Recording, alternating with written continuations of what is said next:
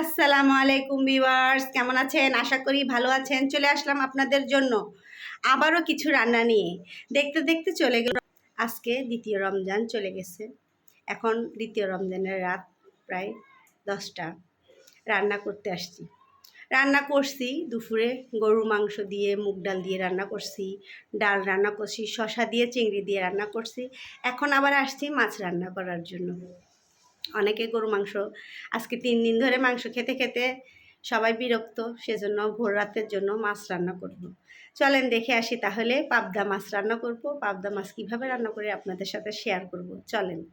এই যে পাবদা মাছ রান্না করব, ভোর রাতের জন্য পাবদা মাছ রান্না করব। গরু মাংস সবাই খেতে খেতে বিরক্ত, গরু মাংস খাবে না। এদিকে রান্না করে ফেলছিলাম দুপুরে গরু মাংস দিয়ে মুগ ডাল, একটু ভুনা ভুনা করে করছি, খুবই মজা হয়েছে, খেয়ে দেখছি। তারপরে এদিকে আমি আবার রান্না করছি শসা দিয়ে চিংড়ি দিয়ে।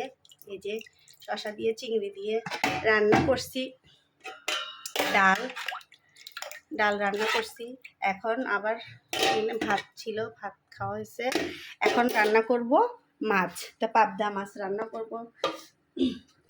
ভিডিও তো আপনার গতকালে তেমন ভিডিও করা হয় নাই, চিন্তা করছি আজকে আপনাদের সাথে শেয়ার করি পাবদা মাছ রান্নাটা। প্রথমে এটাকে ভাজি করে নিব, একটু একটু ভুনা ভুনা করব, সেজন্য আমি ভালো করে মাছটাকে ভেজে নিব। এক হাত দিয়ে ভিডিও করা, সেজন্য আমি কড়াইতে তেল দিয়ে দিছি। এই যে কড়াইতে তেল দিয়ে দিছি, এগুলা মেখে সুন্দর করে মাছগুলো এক এক করে লাল লাল করে ভাজি করে নিব। এই যে সুন্দর করে মেখে লাল লাল করে ভাজি করে নিব। তো বন্ধুরা, রোজার মাস কেমন যাচ্ছে সেই রোজার মাস? বিসমিল্লাহ। কমেন্টসে জানাবেন রোজার মাস কেমন যাচ্ছে।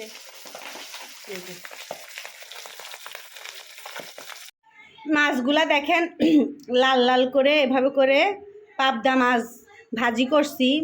এখন ওই তেলের ভিতরে, যে তেলে ভাজি করছি ওই তেলের ভিতরে মাছ বসাই দিব। দেখেন চুলাটা জ্বালাইছি, চুলা বন্ধ করে দিছিলাম। পেঁয়াজ দিয়ে দিব, কুচি করে রাখা পেঁয়াজ। তেলটা একটু গরমে আছে, মাছ ভাজি করছি যেহেতু তেলটা একটু গরম আছে। এই যে পেঁয়াজটা হালকা করে এভাবে করে সুন্দর করে ভাজি করে নিব। দিয়ে দিব রসুন বাটা। এই যে রসুন বাটা একবারে ভুনা ভুনা করে ফেলবো। এই যে হলুদ, মরিচ, ধনিয়া এগুলো দিয়ে দিব। ধনিয়া গুঁড়া, হলুদের গুঁড়া, এখানে দিয়ে দিব মরিচের গুঁড়া।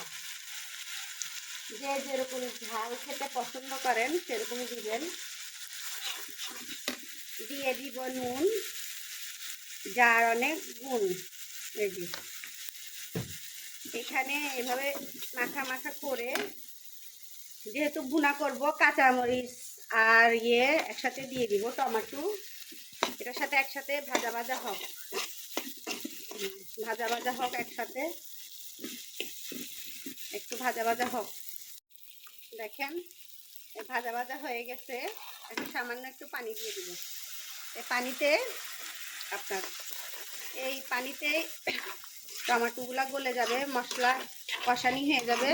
মশলা কষানি হলে টমেটো গলে গেলে আমি মাছ দিয়ে দিব। মশলা সুন্দর মতো কষানি হয়ে গেছে, দেখেন তেলটা উঠে আসছে। দিয়ে দিব পানি দিয়ে দিচ্ছি। দেখেন পানি দিয়ে দিছি, এক এক করে মাছ দিয়ে দিব। মাছ দিয়ে পানিগুলো সুন্দর মতো শুকাই ফেলবো।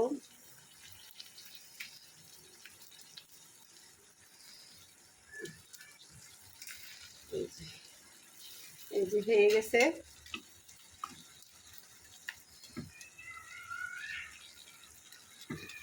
এই যে মাছগুলা দিয়ে দিছি, পানিগুলা শুকাই যাবে, আমি ধনেপাতা দিয়ে নামাই ফেলবো। দেখেন আমার পাবদা মাছটা হয়ে গেছে গা, আমি ধনেপাতা দিয়ে নামাই ফেলবো এখন। এই যে ঝোলগুলা শুকাই গেছে, টান টান হয়ে গেছে, দেখেন।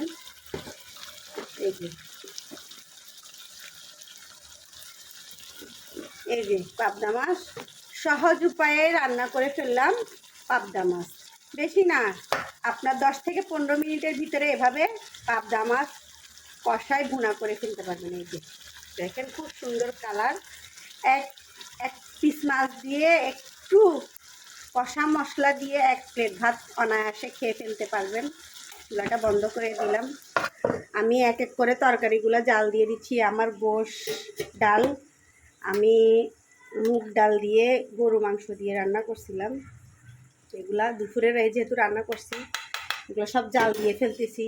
শশার তরকারি জাল দিচ্ছি এই পাশে। এই যে এভাবে এক এক করে রান্না করে ফেললাম। এই যে আমার মেয়ের প্রথম ইফতার, ও আজকে প্রথম রোজা রাখছে।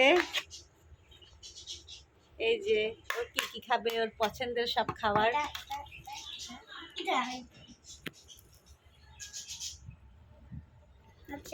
এই যে সবাই আমার মেয়ের জন্য দোয়া করবেন। দেখে নিলেন কিভাবে পাবদা মাছ রান্না করলাম।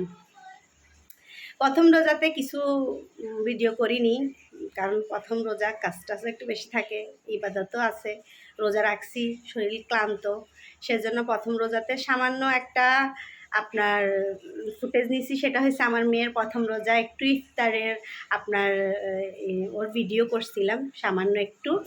তাহলে আমার যদি রান্না ভালো লাগে থাকে, অবশ্যই অবশ্যই লাইক, কমেন্ট, সাবস্ক্রাইব করবেন। সবাই এই রোজার মাসে চলেন, সবাই সবার জন্য দোয়া করব আল্লাহর কাছে, সবাই সবার জন্য সুস্থতা কামনা করব। এই তো আর কি, আপনারাও আমার জন্য দোয়া করবেন। সবাই ভালো থাকবেন, সুস্থ থাকবেন। আল্লাহ হাফেজ।